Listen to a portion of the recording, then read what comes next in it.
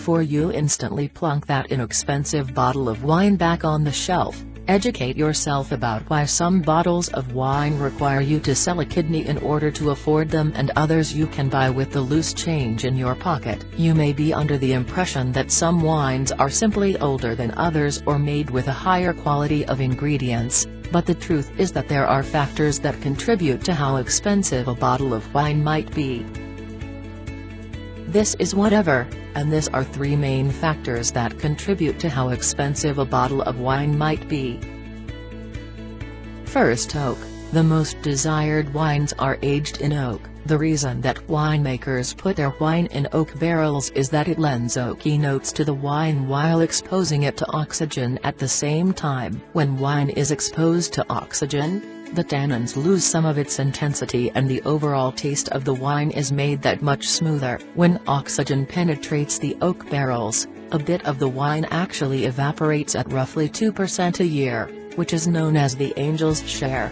One great thing about this evaporation is that the wine has a more focused taste. Red wine and white wine have their own unique flavors when they're aged in oak barrels. Flavors for red wine include dill, mocha, eucalyptus, vanilla, nutmeg, milk chocolate and almond. Examples of flavors for white wine are marzipan, caramel, brown sugar, candied fruit, dried fruit and raisin. If wine aged in oak barrels sounds appealing to you, you can expect to pay more for that bottle. One of the reasons that oak barrels are so expensive is that only 2 of them can be created from an 80-year-old oak tree. French oak barrels are more desired than American oak barrels because they cost almost double. Second, time. It's quite true that an older wine is usually more expensive than a younger wine, but you should be aware that this adage only applies to red wines. What happens when time passes and a wine starts to age is that time alters the overall flavor of the fruit in the wine. Time also lowers the wine's tannin and acidity. A wine that has been languishing in the barrel for a while will have flavors that sway more towards delicate stewed and dried fruits. If you sample a wine that is smoother and full-bodied, then chances are good that it's an older wine with reduced tannin and acidity. To get a better idea of what an aged red wine should taste like, experts recommend sampling Barbaresque or Reserva Rioja. When it comes to well-aged wines, you can expect to spend $1 for every year that it was aged. The reason for this is that it takes both space and money to make sure that a wine is properly aged.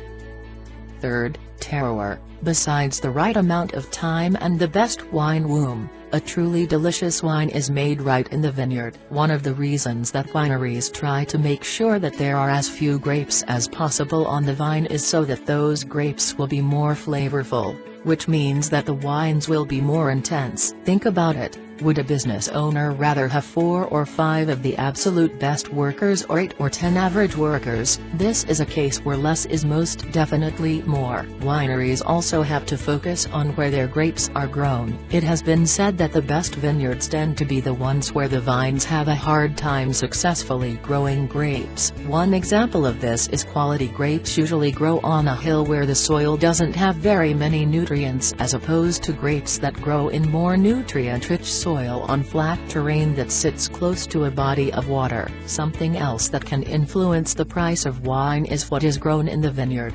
2010 was the year that an average Merlot per ton was roughly $1,300 while the cost of Cabernet Sauvignon was almost $4,000. As far as the price of the bottle, the Merlot increased almost $2 while the Cabernet was almost $6 per bottle. But, always remember this. Not simply because the grapes are grown in an excellent location doesn't mean that they'll automatically yield one of the best bottles of wine that you've ever tasted. The reason for this is that the skill of the winemaker also has a large part to play in how good or how bad a bottle of wine tastes. The best winemakers will have a deep understanding of the grapes they'll be using to make their wines and how to bring out the best in those grapes in terms of balancing the acidity, alcohol, tannin and sugar. It's also also not unusual to hear of winemakers who have to make several different lots of wine from different sections of the vineyard and blend them all together in order to create a great bottle of wine. Something to keep in mind is that when you're paying for a bottle of wine, you're essentially paying for the winemaker's good or bad judgment. The way that a wine's flavor stays with you is also a good way to differentiate cheap wine versus expensive wine. This doesn't mean that the wine will linger on your palate,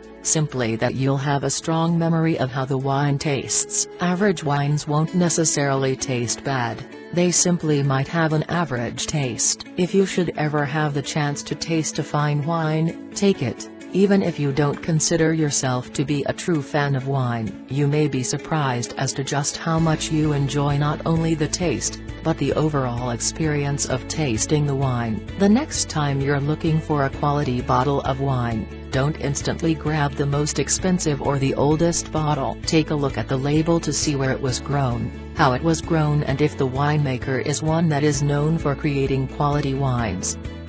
Thank you for watching. Please like and share, and don't forget to subscribe to my page for more videos. Have a good day.